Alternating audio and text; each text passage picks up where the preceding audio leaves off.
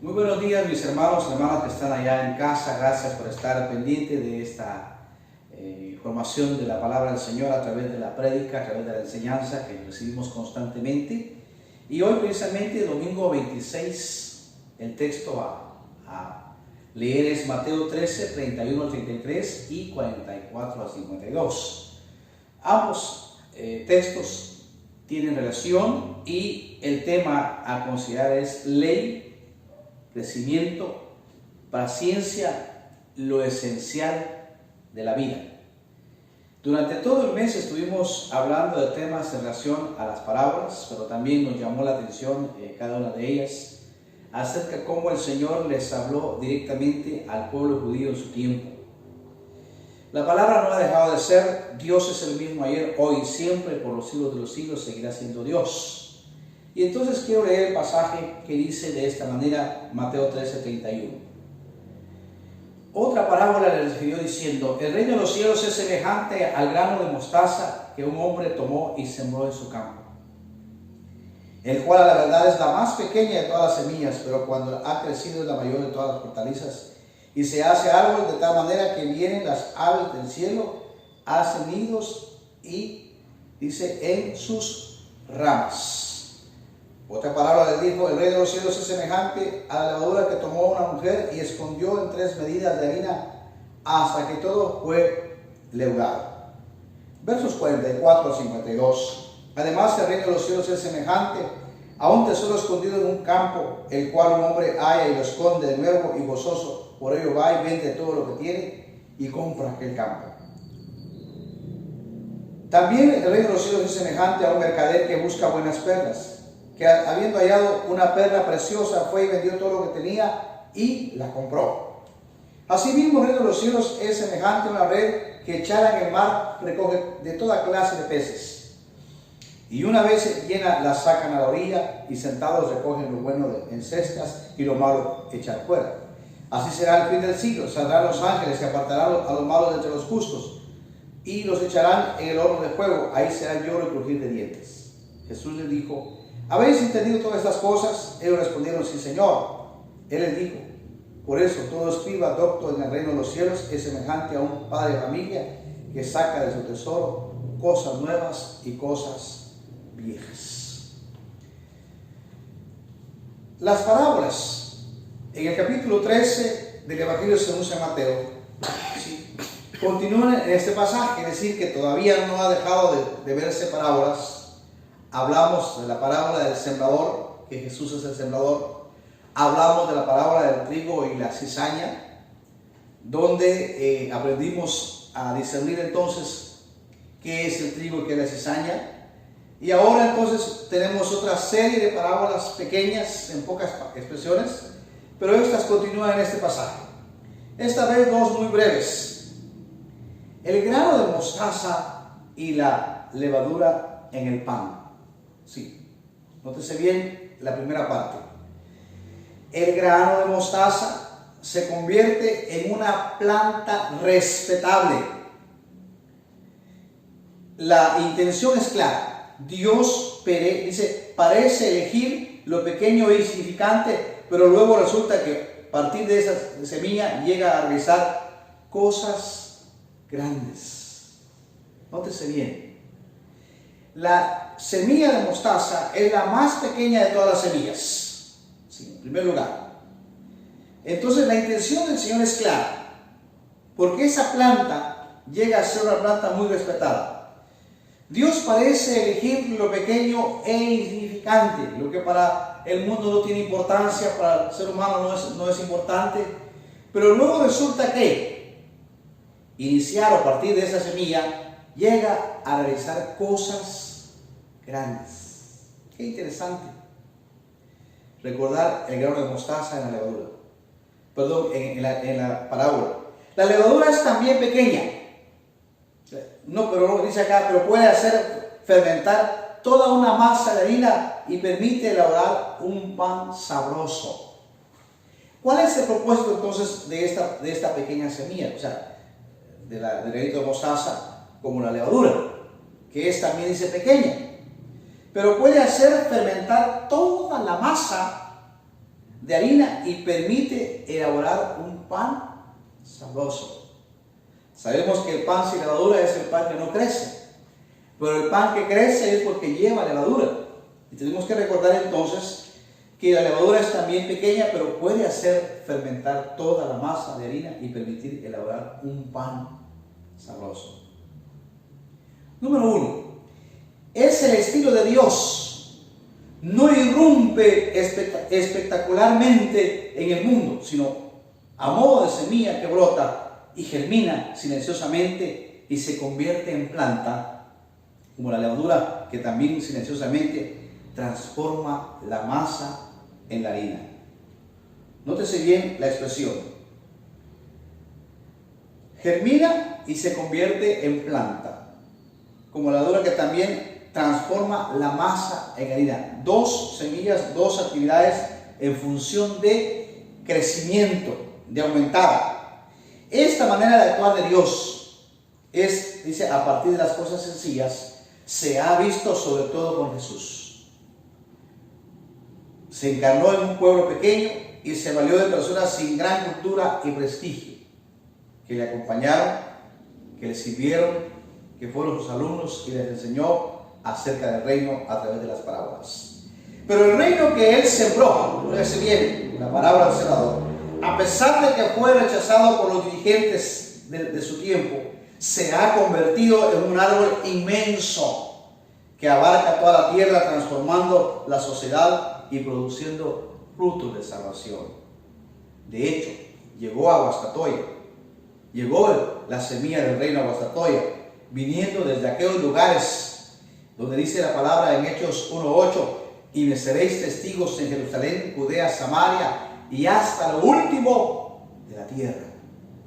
Esa es la expresión que tenemos que recordar. Pero el reino que él sembró, dice, a pesar de que fue rechazado por los dirigentes de su tiempo, se ha convertido en un árbol inmenso que abarca toda la tierra, transformando la sociedad y produciendo fruto de salvación. Es cierto, la historia cuenta que cuando fue la llegada de la predicación de la palabra a Guatemala, se implementaron muchas oportunidades de poder aprender a hacer trabajos de albañilería, carpintería, y fue una proyección diferente donde también se enseñó la enfermería. Muchas cosas, el bien de un pueblo que hoy está recibiendo, se dieron por la predicación de la palabra en nuestra querida Guatemala hace muchos años. Ahí entonces se ha convertido, dice acá, transformando la sociedad y produciendo frutos de salvación. Por eso se llama entonces, recordar la historia, una Guatemala en una época liberal, es decir, donde había transformación, había cambios, y el Evangelio ha contribuido entonces que sea predicado hasta el último rincón en nuestra querida Guatemala. También dice acá, tenemos, dice acá, la experiencia de cómo sigue obrando Dios. Nosotros también tenemos esa oportunidad de recordar. Lo hemos podido palpar como humanos. También nosotros tenemos la experiencia de cómo sigue obrando Dios, cómo Dios sigue haciendo obra en nuestros días. Con personas que parecen insignificantes, con medios desproporcionados, con métodos no solamente, dice, ni milagrosos, pero eficaces por fuerza interior, y suceden maravillas, porque lo decisivo no son los medios y las técnicas, nótese bien esto, sino que humanas, técnicas, sino Dios con su espíritu, quien da fuerza a esa semilla, a esos granos de levadura. Recuerden, el sembrador es Jesús. Las parábolas nos ayudan a recordar cómo se da el crecimiento. Solo tendrá sentido para los discípulos, es decir, para aquellos que hayan escuchado el sermón de la montaña, lo ponen en práctica, dicho en otras palabras, solo tendrá sentido para quienes hayan tomado opción por el reino de los cielos. Parábola del trigo y la cizaña. Quien esté en el trigo tiene la facilidad de entender entonces que tendrá sentido para los discípulos, para aquellos que hayan escuchado el sermón de la montaña, lo que lo ponen, dice, en práctica. Dicho con otras palabras, solo tendrá sentido para aquellos quienes han tomado opción por el reino de Dios. O sea, uno puede elegir o estar en la cizaña o estar en el trigo. Es importante esto, recordar que el trigo viene para dar entonces fruto en esta tierra. Ahora, dice, parábola del tesoro y la perla. Ahí tenemos entonces ya el pasaje de recordar el 44 y el 45. Dice la expresión, esa parábola quiere reflejar una actitud ejemplar, un ejemplo a tomar ante el reino de Dios. Haber descubierto el reino es haber descubierto el valor supremo dentro de una escala de valores. ¿Qué es lo más valioso para nosotros? ¿Qué es lo más valioso? Para algunos puede ser otra cosa que no sea Dios. Pero para nosotros tenemos que recordar que estamos en el reino. Debemos entonces priorizar las cosas de Dios. Es haber descubierto el valor supremo dentro de una escala de valores. ¿Qué es más importante para nosotros? Es muy importante recordar cómo los apóstoles, los discípulos, aprendieron y cuando fueron a entregar el reino de Dios a las personas, encontraron oposición. Pero ellos dijeron en todo su corazón, ¿qué debemos hacer? ¿Obedecer a los hombres antes que a Dios?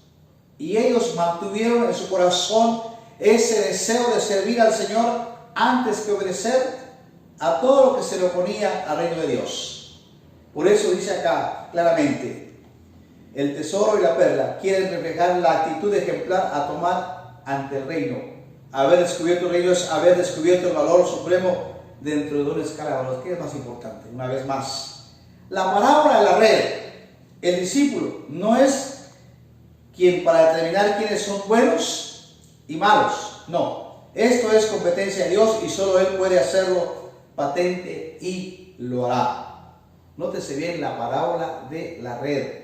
¿Sí? La red, el discípulo no es quien para determinar quiénes son buenos y quiénes son malos. Es decir, la labor de ellos es entonces entregar la palabra, hacer la voluntad del Señor. Lo demás se encargará Dios, pero ellos han cumplido con su responsabilidad ante Dios. Ellos no van a ser los que van a juzgar quién es bueno y quién es malo. Entonces dice acá, el haber descubierto el reino de Dios, nótese bien, es haber descubierto el valor supremo de una escala de valores. Y eso tenemos que recordarlo. Esto es competencia de Dios y solo Él puede hacerlo patente y lo hará. Al final, los versos 51 y 52 dice, la superación del intelectual judío por la nueva imagen del discípulo de Jesús, hombre abierto que vive una vida encarnada en la realidad de hoy, sin romper la continuidad con la realidad del ayer. El discípulo jamás se salió de las palabras que habían sido enseñadas anteriormente. El discípulo estuvo siendo obediente a la palabra del Señor y cuando se constituyó en apóstol, hizo entonces la voluntad del Señor como enviado de parte del Señor. Ahora, en conclusión, ¿qué podemos decir nosotros entonces en este momento? Ha sonado la hora decisiva de la historia. Ha aparecido en la tierra el reino de Dios. Concretamente se trata de Él, de su venida a la tierra. El tesoro escondido, la perla preciosa no es otra cosa sino Jesús. Es como si Jesús por medio de las parábolas quisiera decir la salvación ha llegado a vosotros gratuitamente por iniciativa de Dios. Tomado la decisión, aferrarla, no la dejéis escapar. Este es tiempo de decisión. Nótese bien la aplicación que podemos recordar de esta conclusión. ¿Cuánto hemos pagado nosotros por ser salvos? Absolutamente nada. Cuando hemos recibido un milagro de Dios, cuando hemos sido bendecidos por Dios, ¿cuánto nos ha cobrado el Señor por hacerlo? Nunca el Señor vino y entregó su reino a nosotros, ¿sí?, pidiéndonos algo a cambio. Señor, yo te voy a servir si tú me sacas de esto, me ayudas de lo otro. Momento, no es esa la razón. No se puede condicionar a Dios O también cuestionar a Dios, como interrogar a Dios, Señor, ¿por qué esto y para qué lo otro y todo lo demás? ¿Por qué me está viniendo esto? No. Tenemos que recordar que el reino de Dios es gratuito. Y como es gratis, el que lo encontró lo valora. Lo valora. A él no es, la persona que encuentra el reino no escatima distancia, no escatima época del año, no escatima la forma de llegar, no escatima más que solamente hacer la voluntad de Dios. Hermano, hermana, usted que está en casa, ¿cree usted que estas parábolas que hoy hemos compartido son de importancia para su vida?